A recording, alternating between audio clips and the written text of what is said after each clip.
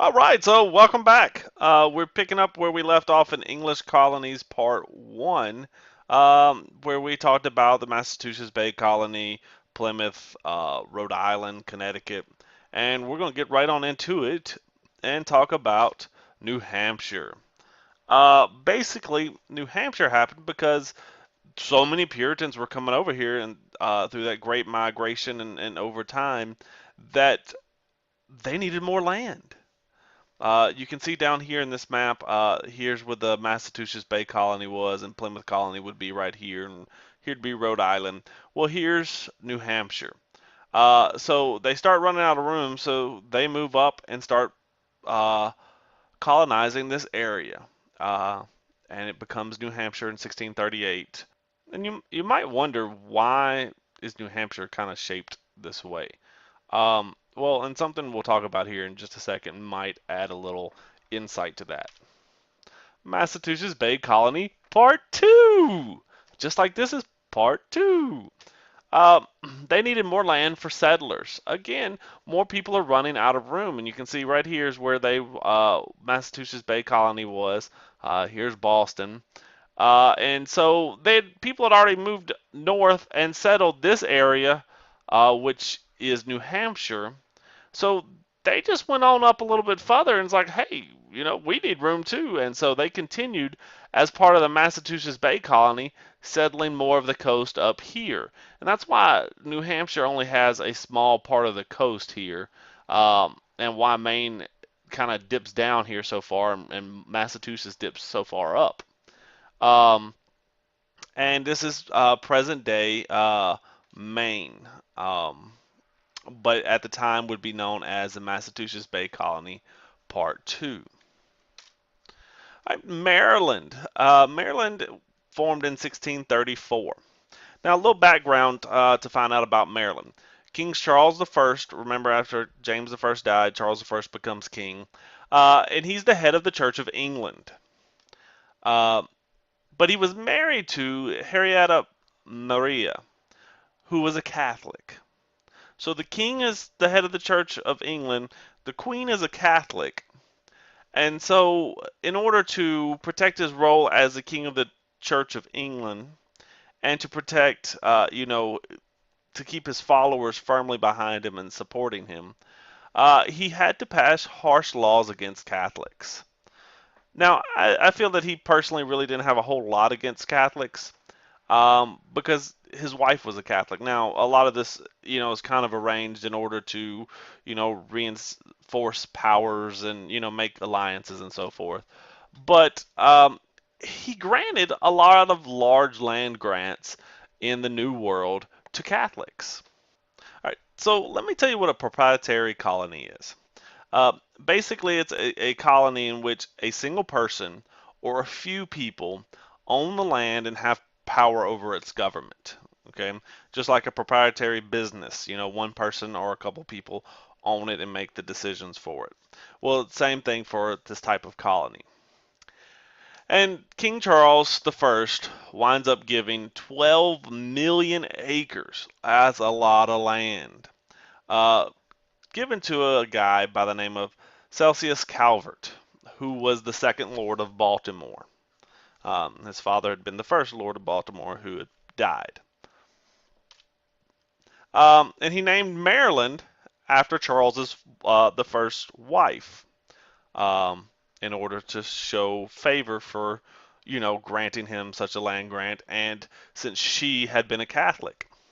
And Maryland was created in order to be a sanctuary for Catholics, though other people settled there as well, and it winds up leading to some problems because as more Puritans come, remember the Puritans are not very tolerant of the Catholics, and so that creates a lot of religious friction. Um, and uh, they wound up passing in 1649 the Act of Toleration, which says in Maryland all Christians can practice their own faith freely. Now, not all religions, only all Christians. If you were not Christian, you couldn't practice your faith freely. But if you were a Christian, if be it you were a uh, Puritan, if you were a Catholic, you could practice how you see fit. Um, Now, they also had mild climate and fertile soil, which was very good in order to grow tobacco. And tobacco was money. These leaves on these tobacco plants might as well be money because they made some money off this stuff. It's like cha-ching! So,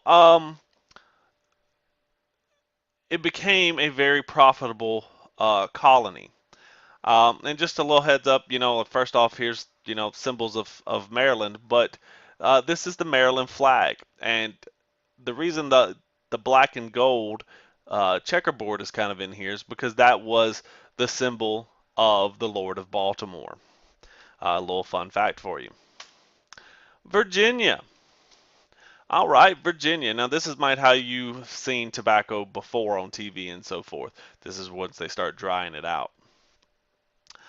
Roanoke and Jamestown had already been established, and we talked about that in a previous video.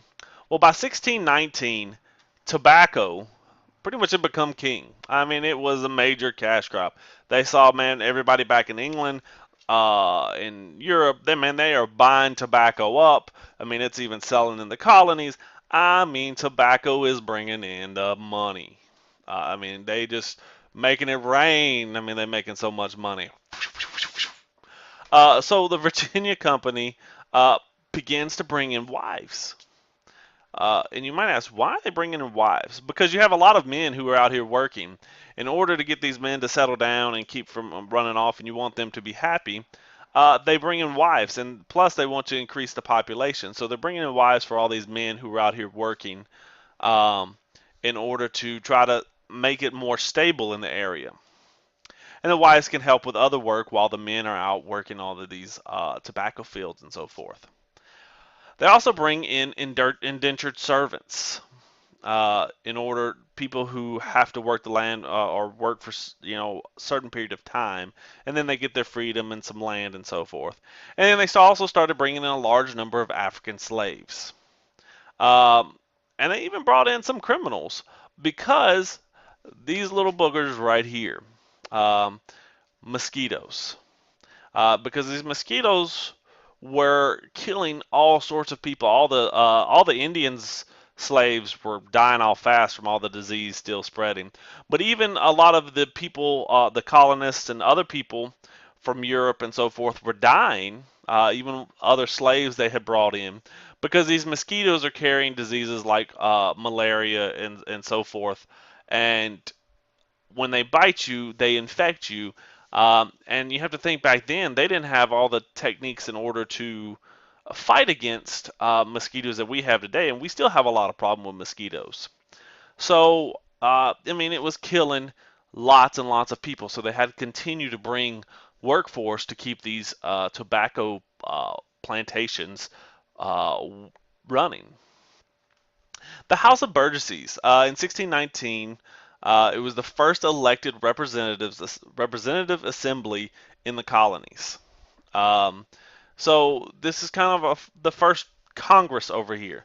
Now they already had Parliament in the England, so this is the first one that is set up in America, and it goes on to kind of set an example for what we would set up our government as. And in 1622, there was an Indian uprising that killed a lot of colonists. And in 1624, King James I is tired of a lot of his problems. He dissolves the Virginia Company, and he makes Virginia the first royal colony. Well, this lasts for a little while, but by 1642, a civil war breaks out in England. And Charles I and his supporters, which are known as the Cavaliers, are pretty much going against Oliver Cromwell, who was a member of Parliament, and we'll talk about him in a second, and his supporters, which were known as Roundheads. Now, we are not talking about these Cavaliers or these Roundheads. Um, Cromwell was a Puritan who was a member of Parliament. And There were a lot of issues over who had more power, the king or parliament, and Cromwell winds up winning the Civil War, and they behead Charles I. So instead of Puritans now fleeing over to the Americas, the Cavaliers, those who supported Charles I, they are starting to flee. So you have a whole nother set of people who are starting to flee to the colonies to avoid persecution. All right, so let's look at New York. In 1624, it started as a Dutch colony of New Netherland, and its capital was New Amsterdam, which was the best harbor on the Atlantic Ocean, at least in the Americas. Well, in 1644, England decided, hey, we want this colony and we want this port. So they show up with a whole bunch of warships and soldiers. And the Dutch realize, we're a little outgunned and outdone here, so we give up. And so the Dutch surrender well, at the time was New Netherland, without a shot being fired. Charles I gives this to his brother, who is the Duke of York, which leads to the name New York. Now, as a Dutch colony, New York, and especially New Amsterdam, was very broad in the types of people that were there. There were a lot of ethnic groups, people from various parts of the world. There were a lot of religious groups, Catholic, Jews, uh, Puritans, and so forth. There was a huge mixture of people, and this is a characteristic that it continues to keep even after the English take it over. And it's something that it actually even keeps today. If you think of New York City, you think of a very broad spectrum of different types of people who reside there. And you can kind of see New York. You can see here's where New Amsterdam was. Um, the island, part of this is still kept by the Dutch. They have like a little colony still here that later on uh, the English get as well. But you can kind of see how it's here. Here's Connecticut. Here's Massachusetts. We'll talk in a few minutes about Pennsylvania, Jersey, and up here is New Hampshire, and so Maine would be here. So it gives you an idea of where New York is located, and they grab a little bit of coastal real estate here. Plus, they have this whole island here. All right, New Jersey. In 1644, the Duke of York gave land to two English nobles. They turned around and sold the land to a group of Quakers and Scots. Uh, and the Scots and Quakers divide New Jersey up. The Scots take the east, which becomes East Jersey, and the Quakers take the west, which becomes West Jersey. And in 1702, Parliament recombines the two, and it becomes New Jersey once again. So until next time, when we finish up the English colonies, deuces.